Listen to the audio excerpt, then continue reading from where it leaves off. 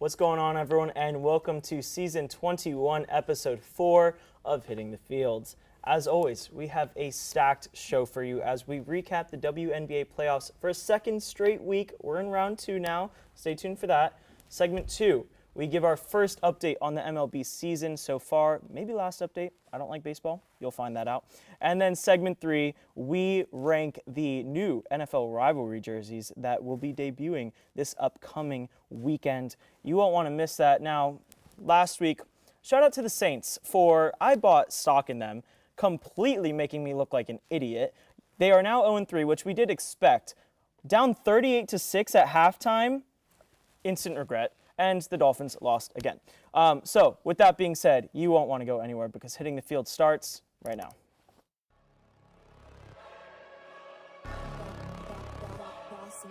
Things gon' change when I really hit the field.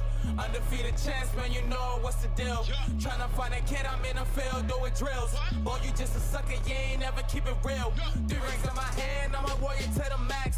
When I hang it up, they gon' have to give me plaques. Step up in the building and I only bring the facts. When I make a highlight, they gon' replay, run it back, okay? Always locked in, I don't got time to lax. Saying he the best, he could take a lap. Batted 1,000 when you check the stats. Boy, is you ready? You ain't gotta ask.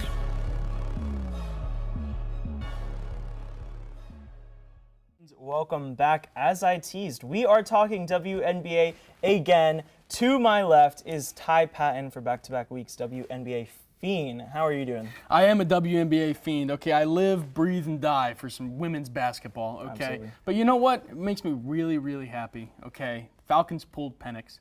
Saints are 0-3. The Panthers still stink, okay? Just played a bad team. It's a great day to be a Bucs fan. How about it? And you know what? That, until segment 3, will be the last of our NFL talk, as the Combine, hosted by Ty Patton, will be recapping the NFL this week. Shameless Alternate plug. a little bit. To my right is Austin Lamanna joining us for WNBA. How are you doing? I'm excited. You know, I love coming on the main show with you, and then with Ty here as well. I was on the Combine with Ty last week. A very fun time, and I know today's going to be a fun time as well. In for a treat. Speaking of treats, yesterday's games, those were spectacular. Now, starting off with our first game, the Indiana Fever faced the Las Vegas Aces, a team that Ty said was a lock to go to the finals. All right. The Aces lost in game 1, 89-73. Take it away, Ty. Okay, let's take it easy. Let's relax, okay? Because you know who else? Sorry. You know who else lost round 1?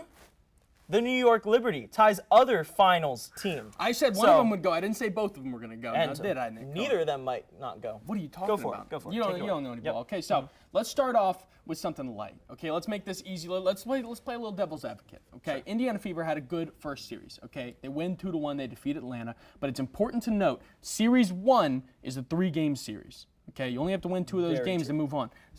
Series 2, 5-game series. Okay, you got to win 3 of these to move on. All right, very important distinction. All right, Indiana Fever, credit where credit's due. Aliyah Boston is averaging a double-double through the postseason. Kelsey Mitchell averaging 26 points per game through the postseason. And like Cohen said, they won Game 1 in Vegas versus the Aces, 89-73, 16-point game without Caitlin Clark, who's been sidelined for much of the year. That Absolutely is insane. Best player on that team by a landslide, and they're still putting up the numbers they are. It's fantastic. I will note, Game 2 stays in Vegas. And let's move over and talk about them for a quick second. Okay, they defeated Seattle Storm 2-1 in the first series. They do lose Game 1 to Indiana, like we said, by 16 points, but I'm not worried about it. Okay, I'm not worried. The Aces are a good basketball team. Okay, in 2022, Aces lost their first semifinals game. Okay, you know what happened right after that? They won 6 of their last 7, and they won the finals that year. Okay, easy win, easy win. Good basketball team. Okay, this year's no different than 2022. Okay, Asia Wilson averaging 26 points, 9.8 rebounds through the postseason. Jackie Young averaging 19 points through the postseason. Jackie Young, Nalissa Smith, and Cheyenne Parker-Tyus all averaging 50% or more from the field. Okay, the big 3 is back. Okay, this team is fantastic. It's built for another championship run. And you know what? Commissioner called me sitting at a poker table. Guess what he had? Pocket aces, baby. Okay, the Aces are going all the way. All right, easy work. We will see you next week when the Fever have defeated the Aces. You mentioned Kelsey Mitchell, 34 points in this game. I don't want to brush over that. She won this game for the Fever, 34 points, 3 assists, 2 steals, Yep. no blocks, only 3 turnovers. She killed it, did not miss a free throw, went 4 for 6 on her 3-pointers, and overall 12 for 23 on her shots. She was on her game. It's so important for her to do that if the Indiana want to do something. Because like we said, if Caitlin Clark's out, who's going to stand up to Asia Wilson, okay, who's averaging 26 a game? You need somebody to kind of counter that, okay? Kelsey's averaging 26 per game, okay? They asked her, can you do what we need you to do to put a stop to this? And you know what? She's living up to it. Absolutely. She said, I got this, quite literally, yeah. Yeah, she did. And with that being said, though, we're going to move on to the other side where the Lynx destroyed. They destroyed the Phoenix Mercury 82-69. Very nice. Good basketball game. The Lynx. Talk about them, Austin. Okay, so I'm a big Lynx fan from the get-go here. I'm not going to lie. And the Lynx, they've been doing pretty good. I mean, obviously we got, the Valkyries. Yeah. I'm trying to think here. What was that score again? 101-72. I mean, come on, that is an amazing score right there. And this game from last night, I was kind of surprised in the first half. I'm not going to lie. I don't know if you guys both saw the game last night with how they weren't doing great the first half. I'm not gonna lie. Phoenix kind of had it on lock. It was almost Phoenix had almost more than 10 points. Well, Phoenix outscored the Lynx in the second quarter, 23-18. Yeah. So that gave them the boost, and 24-22 in the first quarter, giving them a total lead of 7 points at half. Yeah, exactly. So I mean, that's just. And I was watching. I was like, "Wow, that's." I started getting nervous. You know, thankfully, I don't really bet in sports. I don't spend money or anything like that. Thankfully, I'm kidding. If I did, my wallet would have got a little nervous. Oh, yeah. But no, I was very happy. Plus, the second half, we really started to get back in there, and then Phoenix started having some turnovers, and we really were able to use that to our advantage. And honestly, it was a great game. Honestly, so I was very happy, very satisfied with this game, and I cannot wait to see where we go. I don't know, Ty. I think we might have it against the Aces here, bro. I mean, the Lynx are a good basketball team. They are. Okay. 2-0 in their first round series. The only team we've talked about that swept. Also, just, I mean, you know, in truth, the #1 seed in women's basketball. And deservedly so. Yeah, deservedly so. For a reason, they are up there. Okay, Aces, though, sitting at the 2. I mean, Courtney Williams was on her A game with 23 points. 5 steals, 7 assists, 8 rebounds. And then Nafisa Collier, 18 points, 9 rebounds, 2 assists. Just an insane game from the Lynx.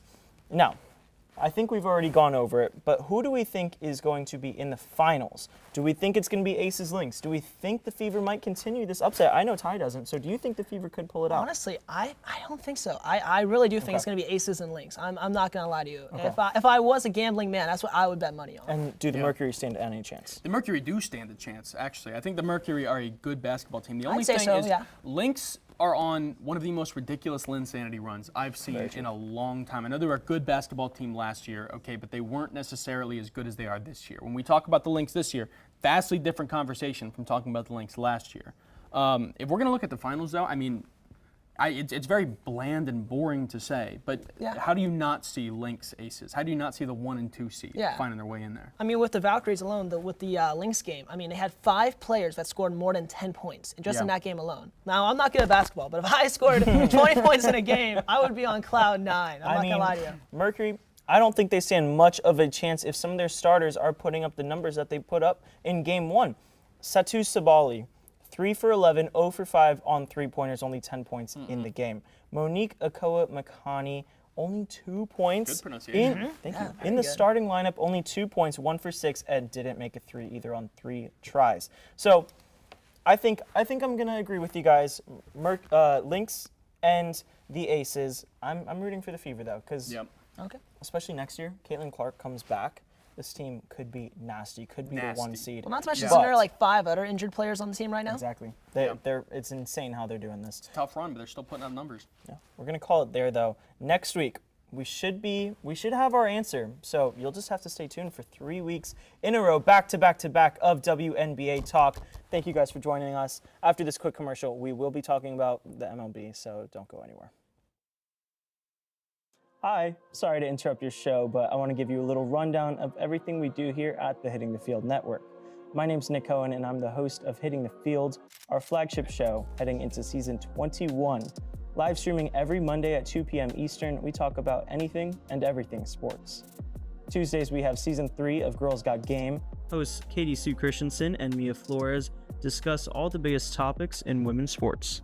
On Wednesdays, make sure to tune in to Season 7 of The Combine, hosted once again by Ty Patton. This podcast dives deep into every detail about the NFL season. Next on Thursdays, we live stream Season 11 of HTF Bets, brought to you by Andrew Gregg, Diego Ortiz, and Ben Huber. Any sports betting questions? I'll let the pros answer those on Thursday. Then TGIF, because we have new episodes of Season 9 of Nighttime, hosted again by Matthew Bracker and Kathleen Moore. Nighttime keeps you up to date on all UCF and collegiate sports. Penultimately, Edgar Rodriguez and Patrick De Leon are back for Season 2 of HTFC. Soccer is a year-round sport, so make sure not to miss HTFC. Lastly, end your week on Sundays with our vlog squad, asking the hard-hitting questions and letting you behind the scenes of our studio days. Make sure to follow us on our social medias like Instagram and TikTok to stay updated on all HTFN news. Remember to subscribe to the Hitting the Field Network on YouTube, leave a like and comment, and with that, I think we're ready for your next segment. I've been Nick Cohen, and enjoy the rest of your show.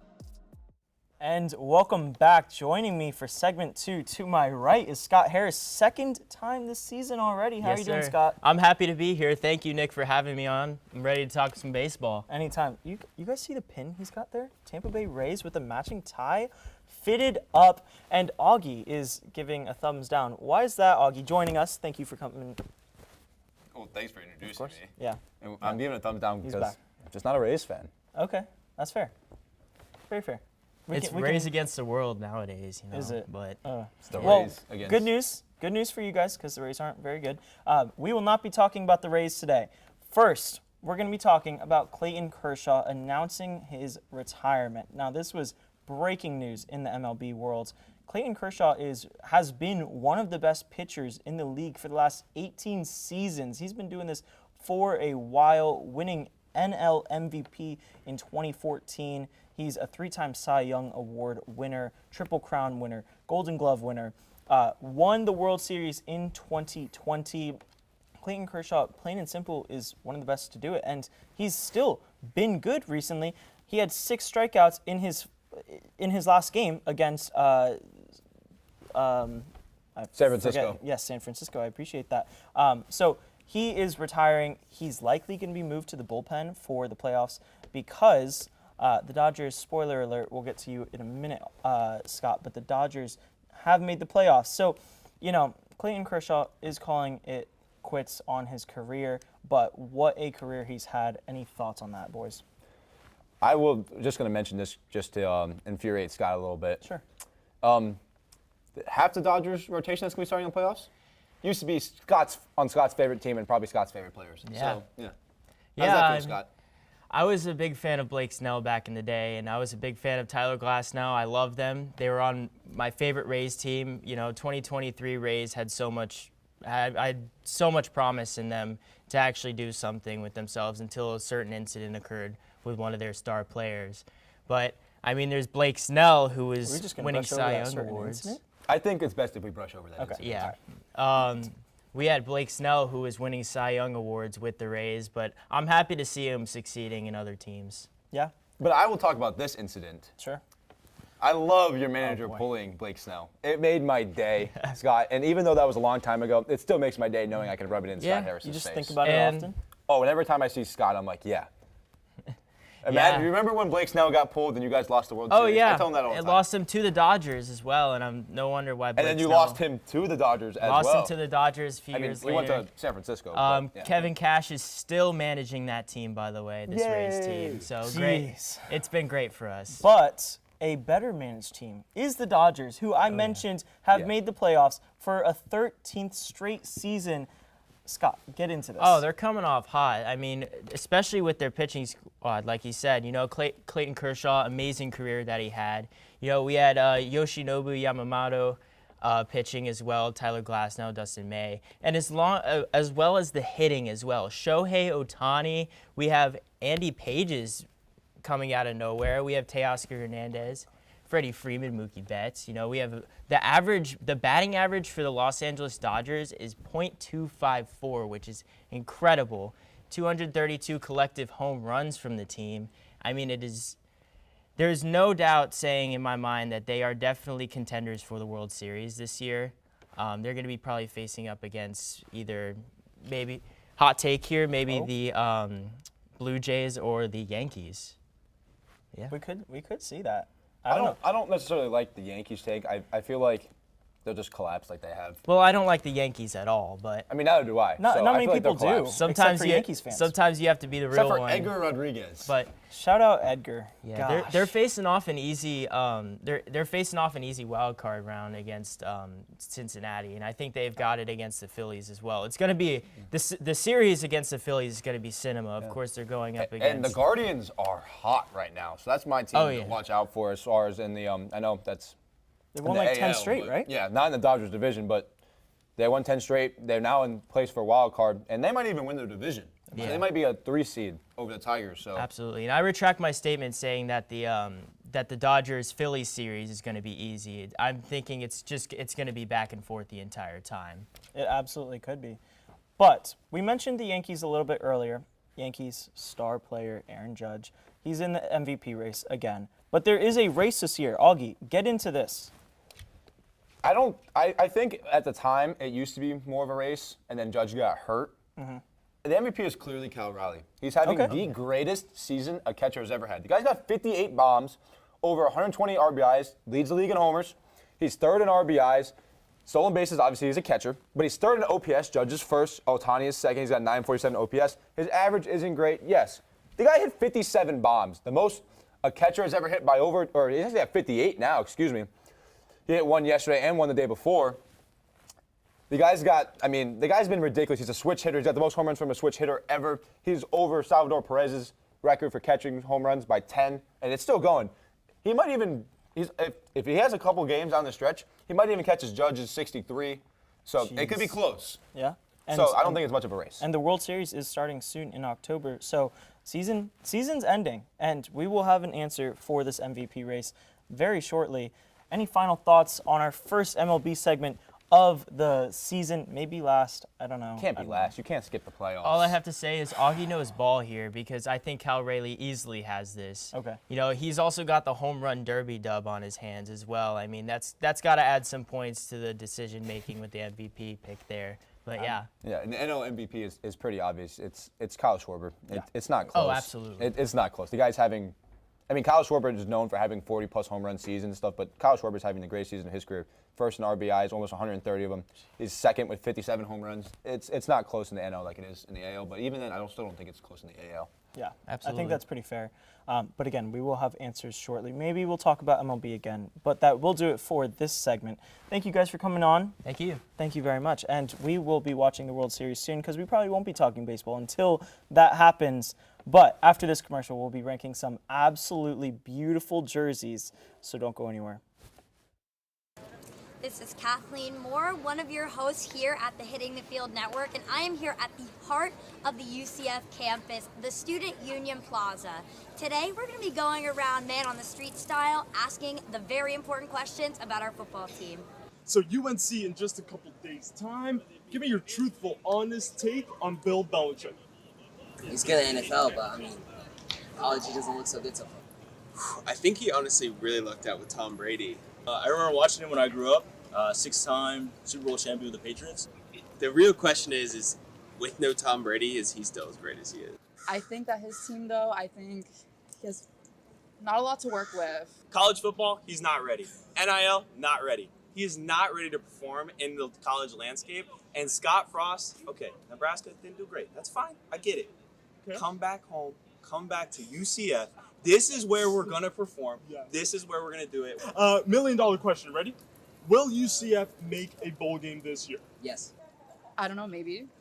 We need to. I feel like as the fan base, we need to, especially to support Scott Frost, get everybody behind Scott Frost. That's what's going to be needed. For sure. I mean, we play some pretty bad teams. I think we definitely will. There's going to be games like this and like the Jack State game where it's going to be close and like whoever wants it more is going to get it. We want you guys to win. I like to say that UCF is the diamond in the rough university. Be the diamond in the rough and show everybody that you are the diamond.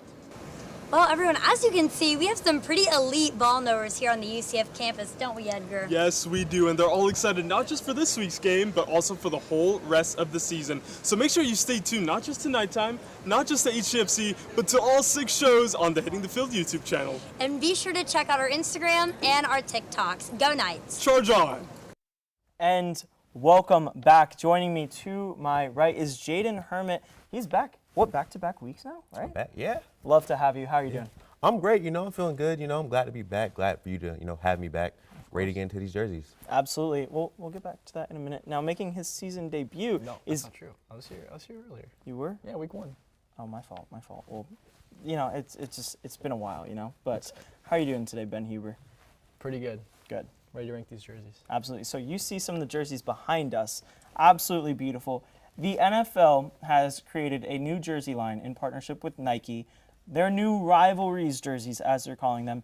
They will debut this upcoming Monday night when Miami takes on the Jets at home. Miami will be the first one displaying their jerseys, which we'll get to in just a second. First of all, let's jump into the 49ers jerseys. I personally think these are beautiful.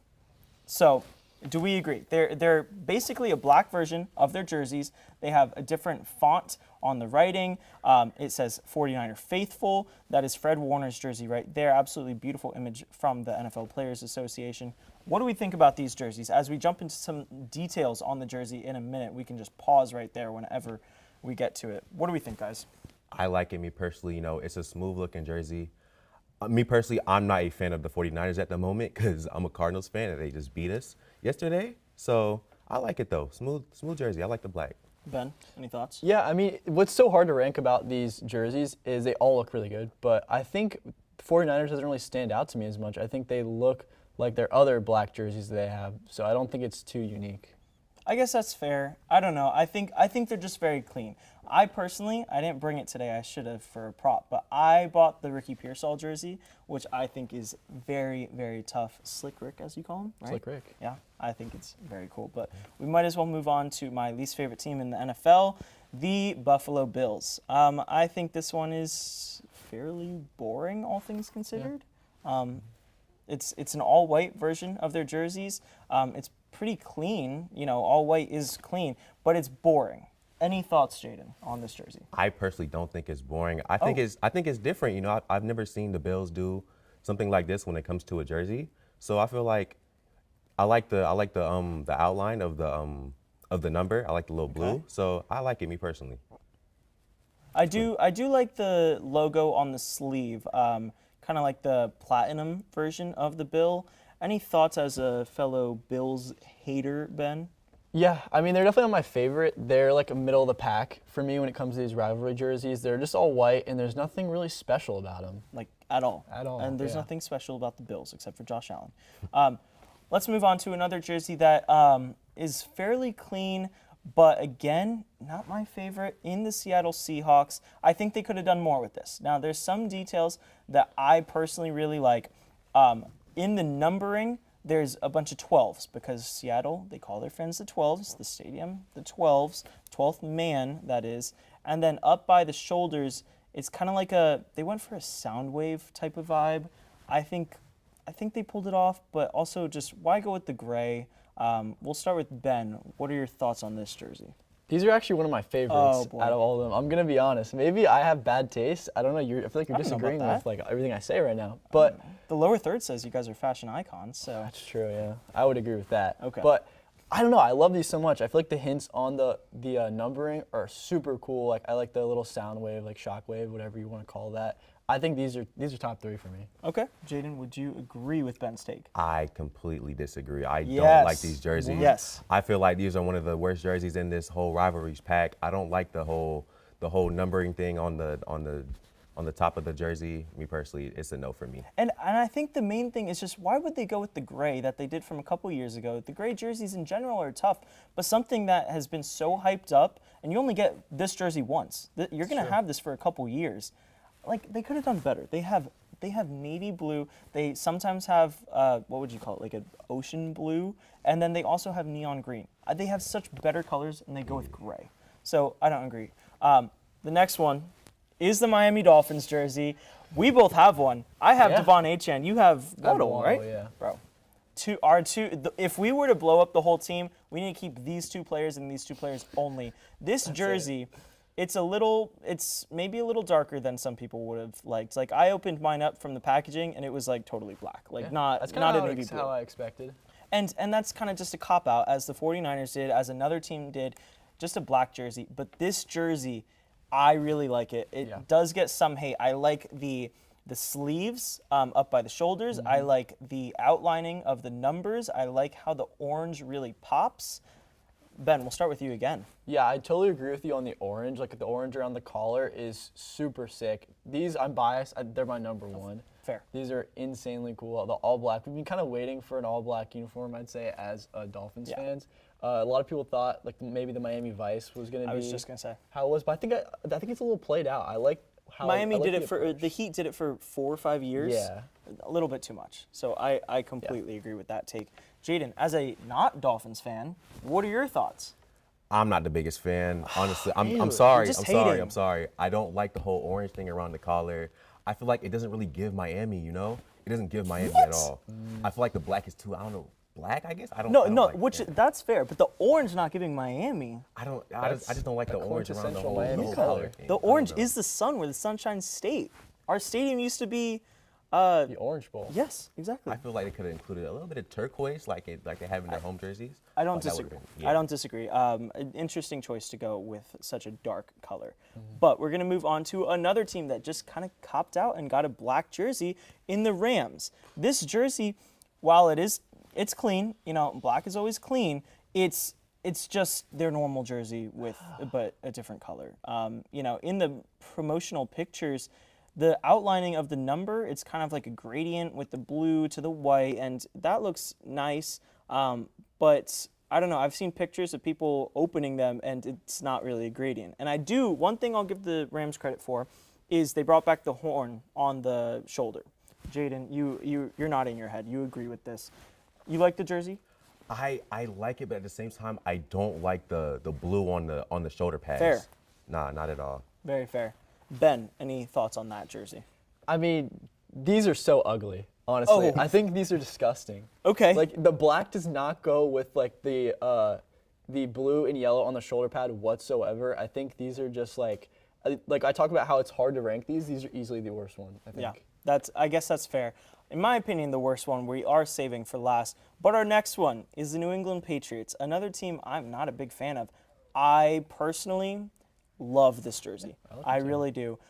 It's not classic Patriots colors, the navy, the red, even white. It's not any of that. It's kind of more, ironically, a like UNC-ish blue, especially some of the fonts, especially the numbers. Shout out UNC, just got destroyed by UCF football. I think this jersey is very cool. I do actually like the NE on the shoulder in a different font. Some people, not the biggest fan. You have red stars around the collar.